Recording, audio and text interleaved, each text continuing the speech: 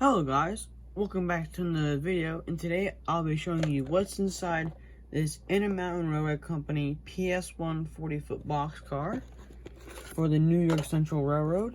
First we are the instructions, which is a big piece of paper. Huge piece of paper. We've got a piece of foam. We have the roof. The car body itself, printing is very nice. This might be one of their newer kits because the printing is very nice. It's better than the C-line hoppers. We've got all the ladders and grab irons. I didn't think it was going to be this much, but whatever. We got the wheels and no couplers.